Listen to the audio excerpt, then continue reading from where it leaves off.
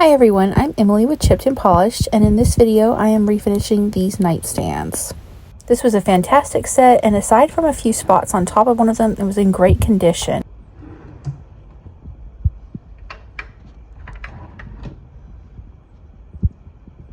I started off by removing the drawers, and then I got started cleaning these. I cleaned these with a mixture of 50-50 water and vinegar and a little bit of Dawn.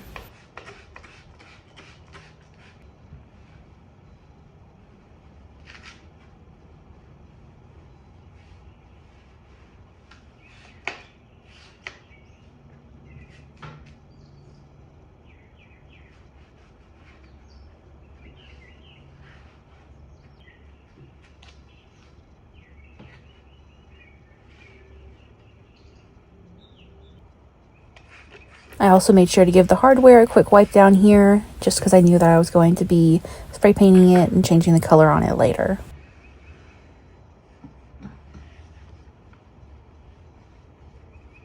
Speaking of that hardware, I went ahead and gave it 2 coats of the metallic gold spray paint from Rust-Oleum.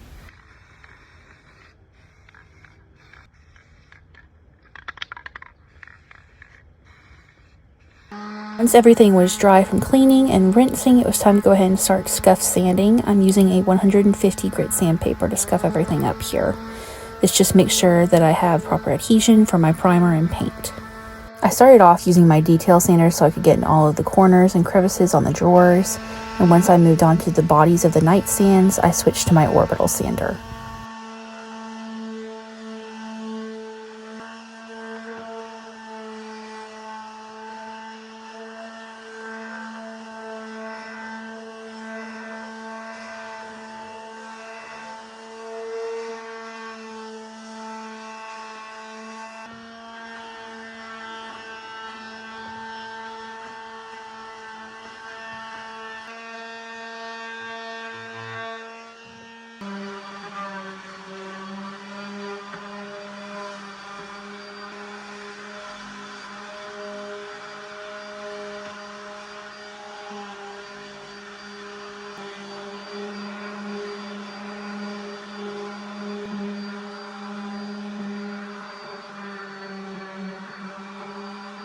Going over this exposed particle board that had bubbled up, just went over it, paid a little bit of extra attention to detail on it, just to flatten it out.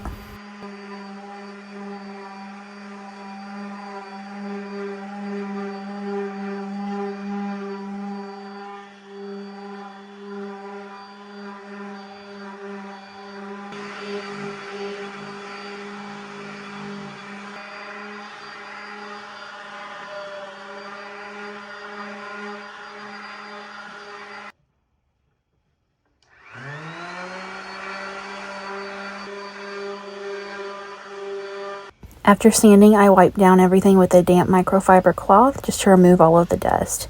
I made sure to pay special attention to any of the corners and crevices so I didn't have any buildup of dust that I missed.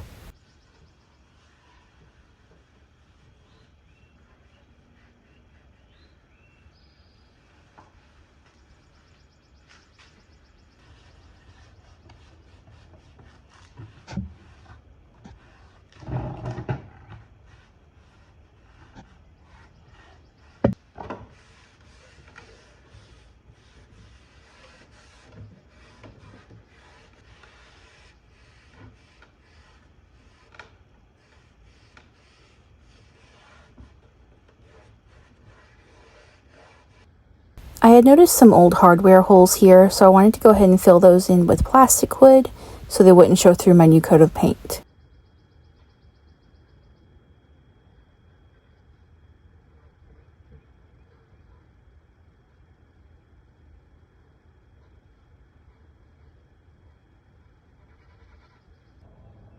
After that wood filler, I went ahead and sprayed these bubbled spots on the top of the one nightstand with shellac. Since this is an oil-based sealer, it'll seal everything and keep it from growing when I use water-based products like my primer and paint. Another option here would be to just use a shellac-based primer. And after getting those spots on the drawer sanded smooth, it was time to go ahead and prime. I love using the Sinister 123 primer. It self-levels, it comes in a spray can, so it's super easy to apply. and you don't have to do as much sanding when you're smoothing it out.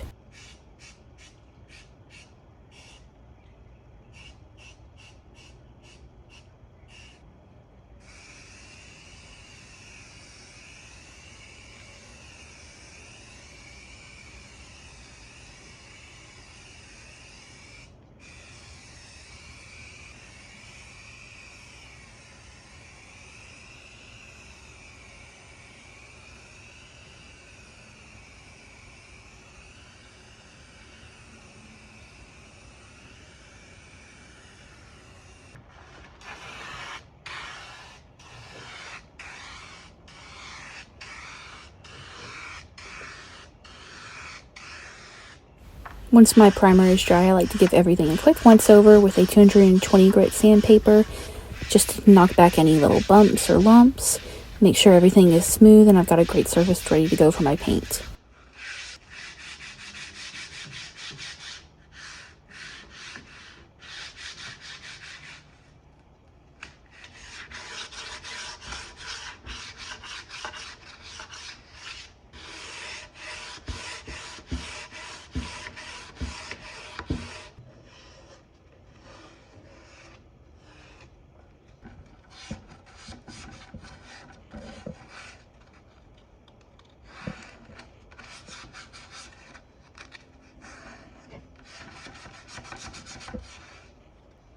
And as always, once things are primed, it shows all of the little imperfections, so I took some additional wood filler to those just to cover them up. I also went over these bubbled spots again, just so I wouldn't have any texture difference there and everything would look uniform. Even though I find it easiest to spray my primer on, there are some areas at times that I need to cover with an artist's brush.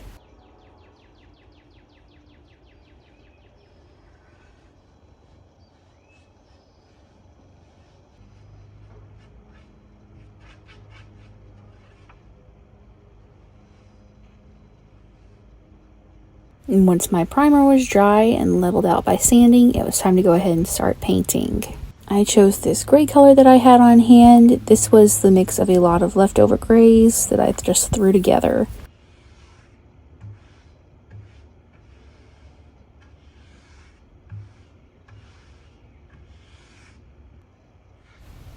A lot of times when I'm using a brush to paint, I will use a mister bottle along with it to thin my paint as I go and protect against brush strokes, but this paint was already pretty thin from a previous project, so I didn't feel the need to do that this time.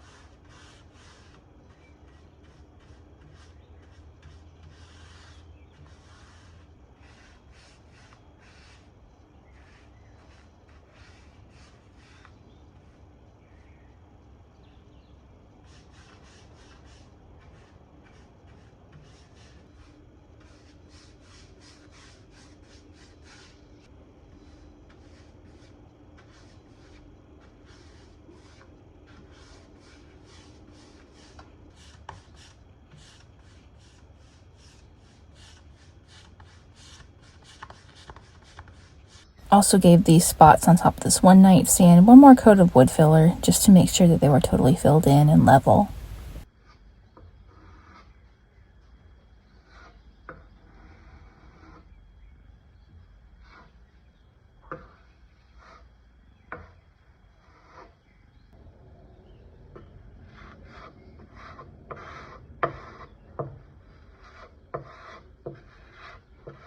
With my paint dry, it was time to go ahead and sand everything smooth again with a 300 grit sandpaper.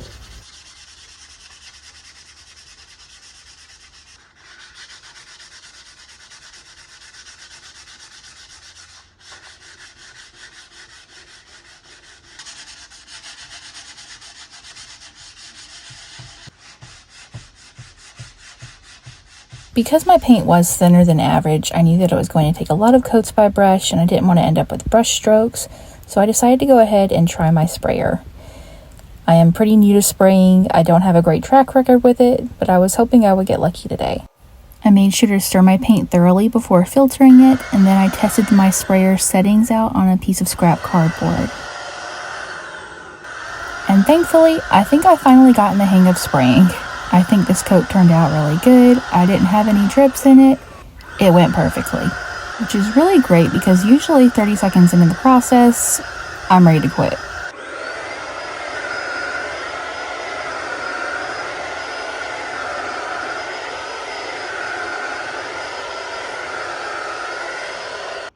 While that second coat of paint was drying, I went ahead and got the hardware. I wanted to add a little something extra so it wasn't just flat gold.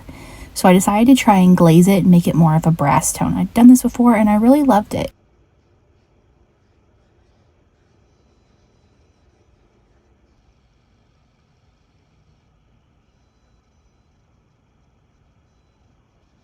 I tried this on a few different pieces of hardware and it just wasn't giving me a look that I really liked this time. So I tried even making it darker, kind of stippling it with a rag, seeing if I could give it a more worn look, but it just wasn't going right. So I decided to switch and do Grecian Gold Rub and Buff. And nightstands were finally ready for a top coat. I did Minwax Polycrylic in the Ultra Flat Sheen.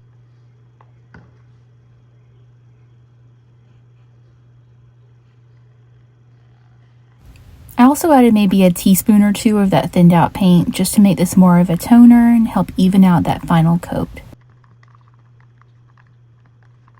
And I like to use these sealing sponges, just dip it in and roll it across.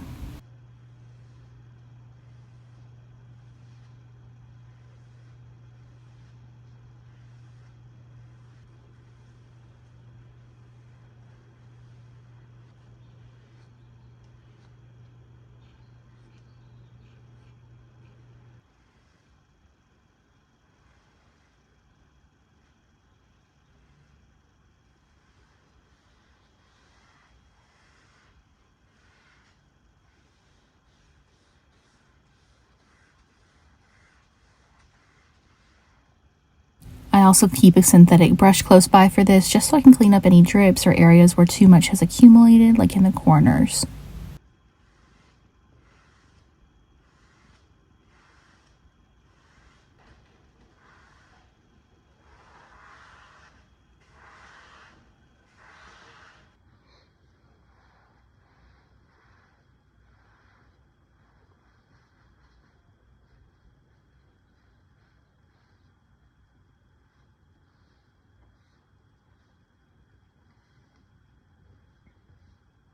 I wasn't planning on removing this liner, but I ended up noticing that one of them had a little bit of a stain and a small tear, so I thought, let's just go ahead and do it. It was worth it in the end, but that glue was super stuck on.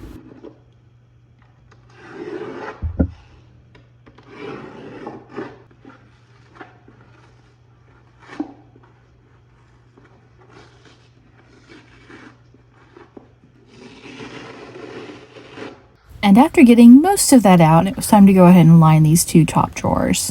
I like to leave a little bit of excess when I cut mine. Some people like to measure and cut theirs exactly. It just depends on what works for you. There's not really a right or wrong to it.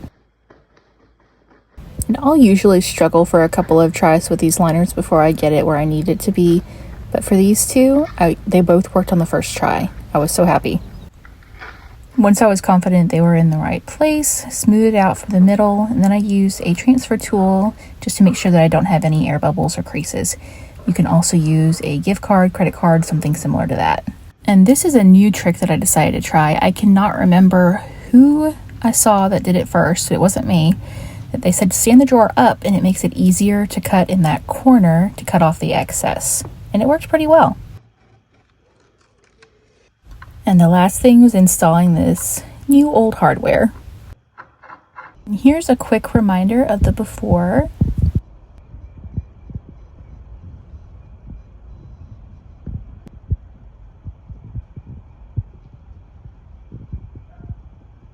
And here they are now. I, for one, really love the gray and gold combination. I think that hardware really pops now and it looks modern and fun. This gray is also a neutral that can fit into so many different areas.